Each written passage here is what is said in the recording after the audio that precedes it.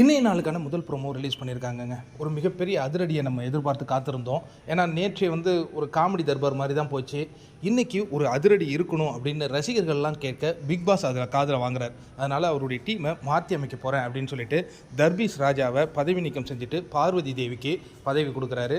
இன்னொரு புறம் பார்த்தீங்கன்னா நம்ம கானா வினோத்தை எடுத்துகிட்டு விக்கல் விக்ரமை கொண்டு வந்து பதவியில் அமர்த்துறார். நேற்று நீங்கள் பார்த்தீங்கன்னா லைவில் பார்த்தவங்களுக்கு தெரியும், மிட் நைட்டில் விக்கல் தான் ஃபுல்லாக பிளானிங் பண்ணிகிட்டே இருந்தார். அவர் ஃபுல்லாக பிளான் பண்ணுறாரு, இப்போ கொஞ்சம் இன்ட்ரெஸ்டிங்காக எடுத்துகிட்டு போவாரோ அப்படின்னு நினச்சி இதை பண்ணாரா என்னங்கிறத நம்ம கண்டிப்பாக பார்க்கணும். ஏன்னா இந்த டாஸ்க்கை பொறுத்த வரைக்கும் இது காமெடியாக மட்டும் முடியக்கூடாது. ஏன்னா இது ஒரு ராஜாங்க டாஸ்க்குங்கிறதுனால இதில் பல விஷயங்கள் உள்ளே இருக்கிறது அப்படிங்கிறத புரிந்து எல்லோரும் கேம் ஆடணும் அப்படிங்கிறது தான் எல்லோருடைய எண்ணமாக இருந்தது. அதுக்கு ஏற்றது போல் இப்போ நடக்குது. அதேமாதிரி இங்கே பார்த்தீங்கன்னா தர்பீஸ் அவர் ஒரு விஷயத்தில் கொஞ்சம் வீக்காக இருக்கார்.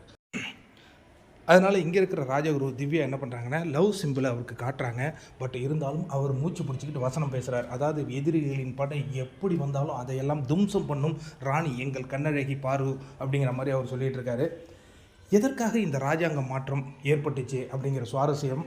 ஏன்னா இப்போ நேற்று காமெடியாக போச்சு இல்லையா, இன்றைக்கி பார்வதி வெர்சஸ் விக்ரம் அப்படிங்கிறதுனால ஒரு பெரிய பூகம்பம் வெடிக்குங்கிறது தான் பிக் பாஸின் எண்ணம்.